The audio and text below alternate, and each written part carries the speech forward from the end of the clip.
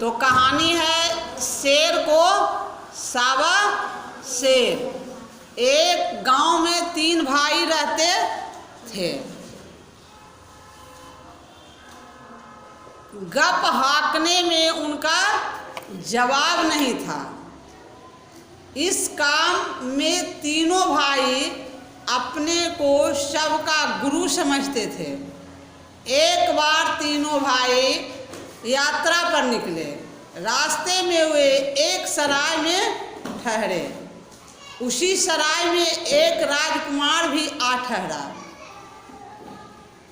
उसने कीमती वस्त्र तथा बहुमूल्य आभूषण पहन रखे थे। भाइयों ने राजकुमार को अपने जाल में फंसाकर उसके वस्त्र आभूषण हथियाने की योजना बनाई। उनमें से एक भाई राजकुमार से बोला, महाशय, समय काटने के लिए कुछ खेल पहेली हो जाए तो कैसा रहेगा। राजकुमार राजी हो गया। दूसरे भाई ने सुझाया, ऐसा करते हैं कि हम बारी बारी से गप्पे हाँकते हैं। किसी की गप पर दूसरा कोई विश्वास न करे तो विश्वास न करने वाला हार माना जाए। उसे गप कहने वाले की गुलामी करनी पड़ेगी। राजकुमार यह शर्त भी मान गया। गपोरी बहुत खुश हुए। उन्होंने पूरा विश्वास था कि वे ऐसी बेतुकी गप मारेंगे कि राजकुमार को विश्वास न करने पर मजबूर करेंगे। उसके मुंह से यह कैसे हो सकता है निकलवा कर रहेंगे। उन्होंने सराय के मालिक को पंच बनाने के लिए मना किया। मुकाबला शुरू हुआ। पहले भाई ने गप मारी, बचपन में हम लुक्का छिपी खेल रहे थे। मैं छिपने के लिए एक तार के पेड़ पर चढ़ गया। वह तार का पेड़ कम से कम 100 मील ऊंचा था। मैं दौड़कर उसकी चोटी के पत्ते को भी छिप कर बैठ गया। मुझे वहीं नींद आ गई। जब आँख खुली तो देखा कि पेड़ इस बीच 50 मील और उग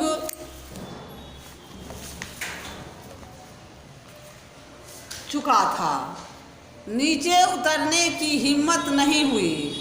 मैं सोच ही रहा था कि पास में एक बादल का टुकड़ा गुजरा। मैं उसी में घुस गया। जब उस बादल से पानी बरसने लगा तब जाकर मैं पानी की धार को रस्सी की तरफ पकड़कर नीचे उतारा। राजकुमार केवल मुस्कुराया। पहला भाई निराश हो गया। उसे पूरा यकीन था कि राजकुमार विश्वास नहीं करेगा। दूसरा गपोरी भाई बोला, एक बार मेरी गेंद एक झाड़ी में जा गिरी।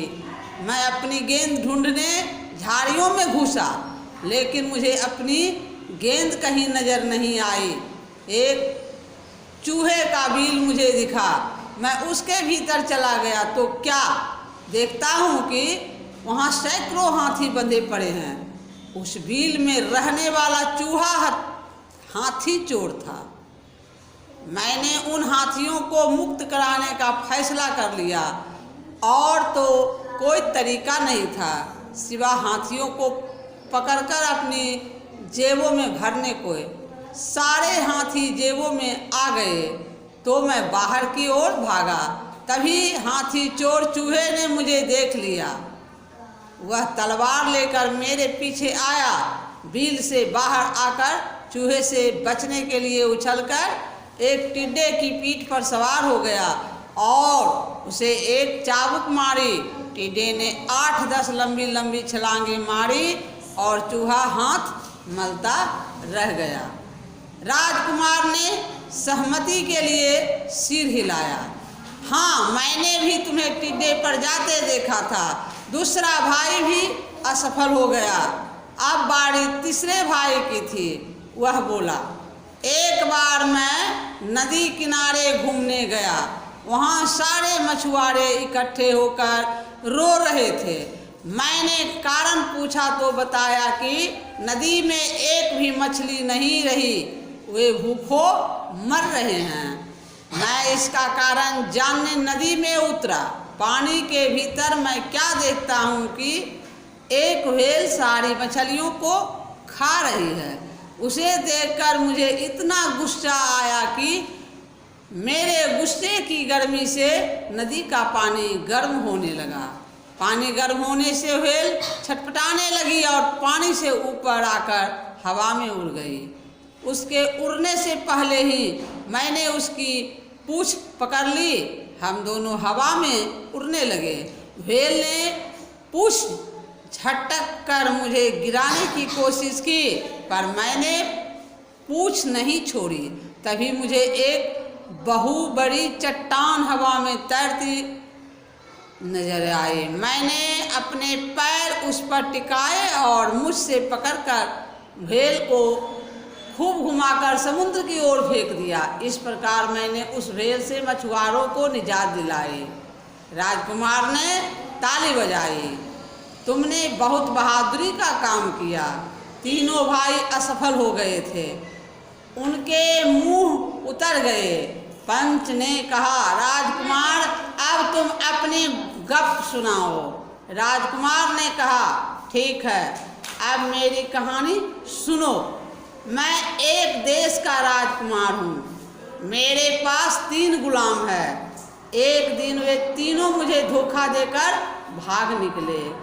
तब से मैं घूम घूम कर उन्हें तलाश करता फिर रहा हूँ। आज फिर वे मुझे मिल गए। एक भाई ने पूछा, कौन है वे? राजकुमार मुस्कुराया, तुम तीनों ही तो वे गुलाम हो। अब तीनों भाई फंस गए। अगर राजकुमार की बात नहीं मानते तो शर्त हार जाते और राजकुमार के गुलाम बन जाते। अगर राजकुमार की गप स्वीकार करते हैं तो गुलाम हैं ही। पंच ने निर्णय दिया कि तीनों भाई हार गए हैं और वे अब राजकुमार के गुलाम होंगे। वे बहुत सिटपिटाए राजकुमार से माफ़ी मांगने लगे। अंत में राजकुमार ने कहा, मैं तुम्हें एक शर्त पर मुक्त करता हूँ। वह यह कि आगे से उलूल जुलूल बातें बनाकर गांव वालों को न ठगना। गपोड़ी भाइयों का वचन देना